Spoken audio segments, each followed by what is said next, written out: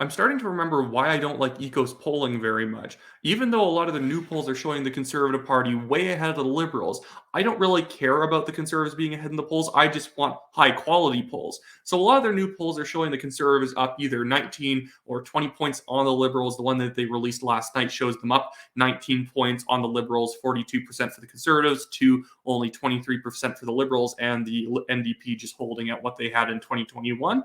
That's interesting, I guess, but I don't actually believe that that's actually where the Conservative Party is at right now. I think they're probably more like that typical 8 to 14% lead that we've seen in other polls. 19 and 20 seems a little hyperbolic these days. I know there's always someone in the comments saying the Liberals should be way lower. I can't believe they even have 20%, 23%. I understand the Liberals are awful, but you have to realize there's a lot of people out there who do not pay attention and they just default to voting for what they voted since the 70s. It's just how it works with a lot of people. But the reason I do not trust this EKOS poll in particular, not just because I think their lead for the Conservatives seems a little bit outside of what most other polls are showing, but it's this little like piece of disinformation that they seeded right in the middle of their poll. And so it's basically disinformation about disinformation. So Frank Graves, who runs EKOS polling, posted this on Twitter, showed that by voting intention, conservatives are the most susceptible to disinformation. It's a completely ridiculous poll question. It said, if a federal election were held tomorrow, which party would you vote for? And then he ranks the results by by a level of disinformation. So of course, no disinformation. That's where the liberals and the NDP do really well. And as soon as you get to the high disinformation, is 7 to 12 points. It's 84% conservatives and 11% PPC. Those are all of the people who believe in disinformation.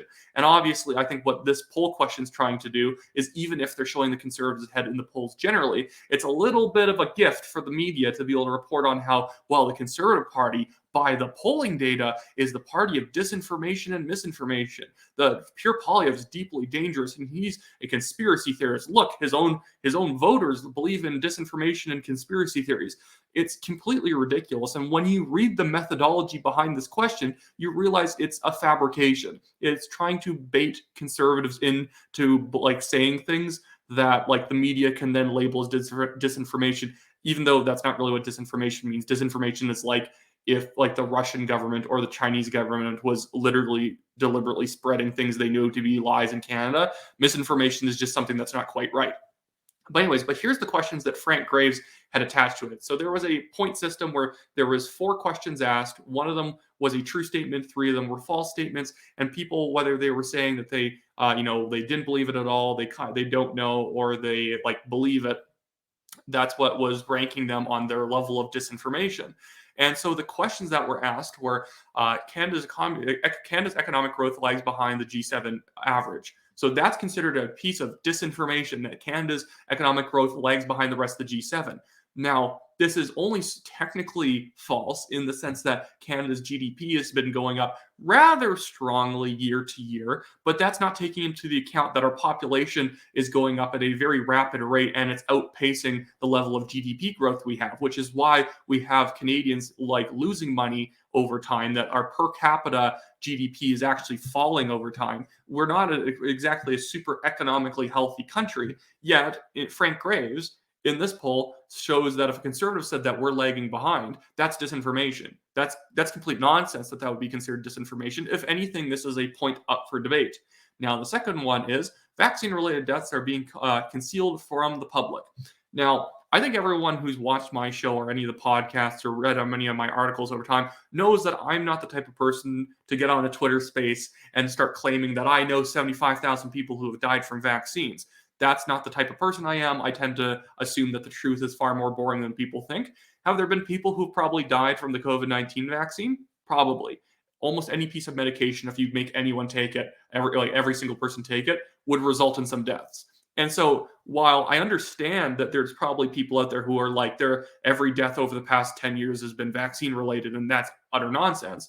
The average person just saying, yeah, I think there's probably like a couple hundred people who might have died from the vaccine that the government doesn't really want to admit to. That's not really disinformation or misinformation. That's just someone taking the logically concluding that some people must have died. And we've noticed that the government seems very edgy to admit that anyone's even had a vaccine related side effect.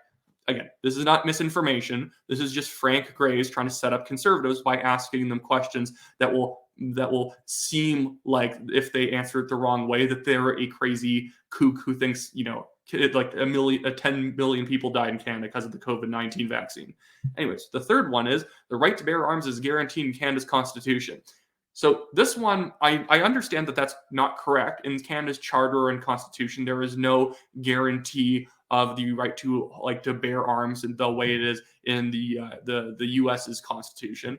At the same time, I understand why people would say yes to this, that yes, we have the right to bear arms in Canada, because though that text does not show up in the charter, I think a lot of conservatives would be answering in the affirmative for that question, not because they actually believe that it's there. It's because they think that this poll is effectively trying to trick them into saying that there is no ability to hold weapons in Canada, and ergo, Justin Trudeau restricting the ability for law-abiding gun owners to keep their guns is right, that somehow Justin Trudeau is in the right for doing this.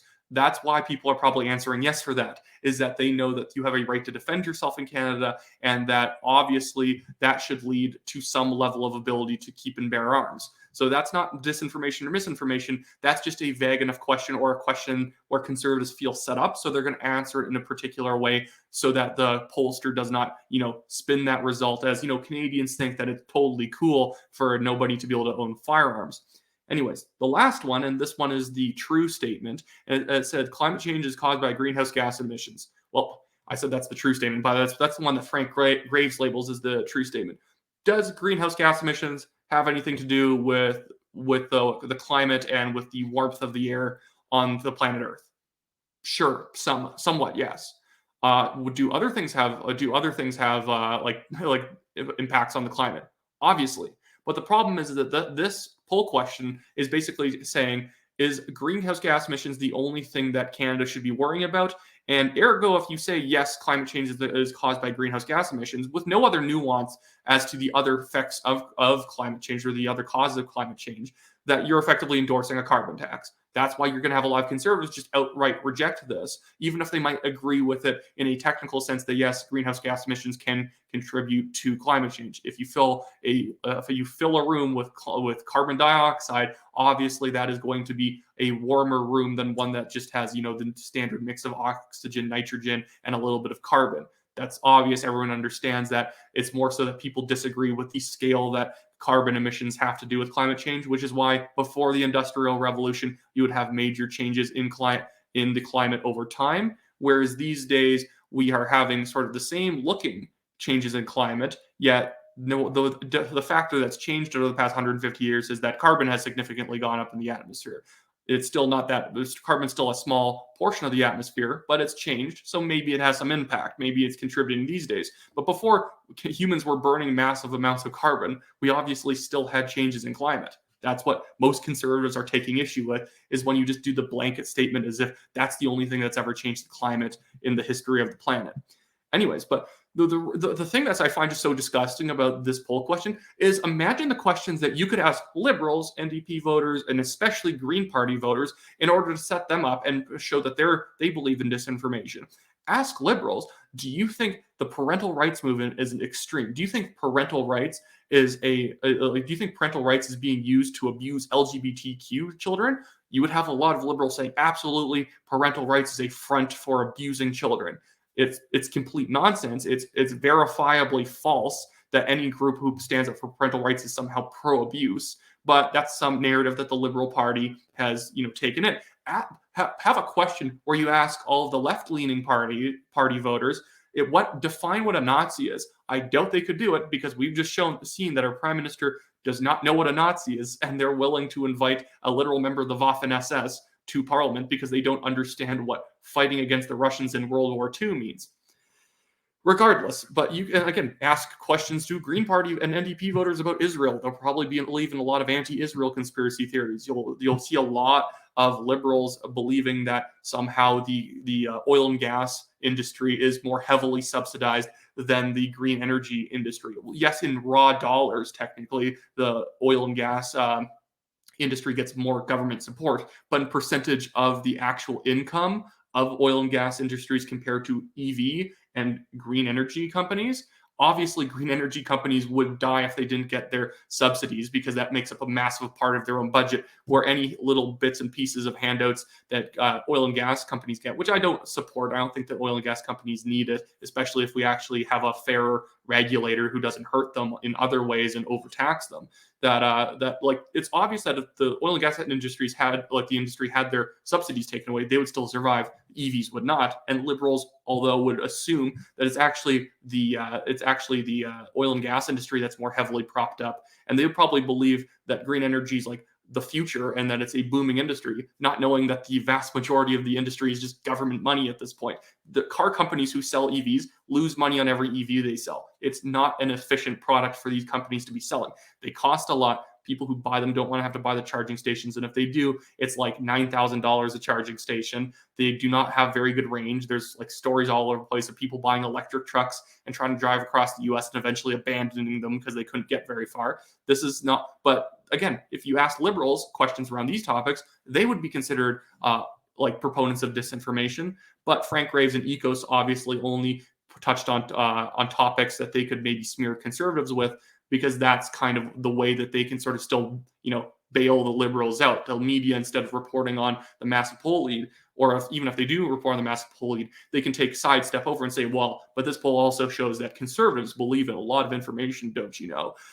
When I've even shown that these questions, even like based on these very slanted questions, if you said that if you agreed with the false statements, the quote unquote false statements, you would still be partially right. And even with a lot of these, even in the worst case scenario for some of these questions, it's just really up for debate. Even if one side probably has more credibility than the other, you want to pick a question that is clearly disinformation if you say one answer over the other. This is not that case.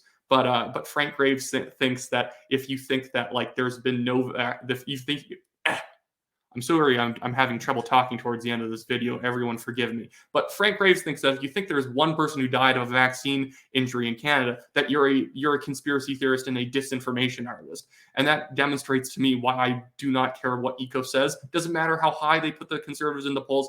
I want accurate polls. I don't want propaganda polls. I don't want pro-conservative or liberal or NDP propaganda polls. And even though this one shows the conservatives ahead, this disinformation question is pure disinformation itself, and I don't want to engage in this crap. Anyways, before I end this video, I just want to quickly make a shout out to Brian Burgay, who for some reason was suspended on Twitter, which is now called X, for no reason. He's one of the best polling analysts in Canada, right next to the Great Canadian Bagel, Chris, over at the Great Canadian Bagel podcast. But Brian Burgay, over at his website, Too Close to Call, is a fantastic polling analyst. And I wish he was on Twitter these days, because I think he would have a field day going over this incredibly stupid EKOS poll that Frank Graves is trying to defend. But other than that, that should be it for me today. Donate to my legal fundraiser in the description of this video below. It really helps me out. I'm being sued by a Chinese billionaire. I've already paid $15,000 into defending myself, and every dollar I get makes the legal costs on me a little bit easier to deal with. And other than that, I also have the TNT email list in the description of the video linked there that you can click on it, sign up for our emails, and then we can send you our videos and our articles directly to your inbox, so you don't have to rely on big tech algorithms in order to actually see our stuff, especially if you're on Facebook, which if you're on Facebook, you're not seeing this video anyways, because I'm not allowed to post anything on the TNT Facebook page. But if you used to look for us on Facebook and you just came across this video on YouTube or Twitter or wherever, make sure to sign up for that email list so you never get left behind again. Anyways, that's it for me today. Have a great day, everyone.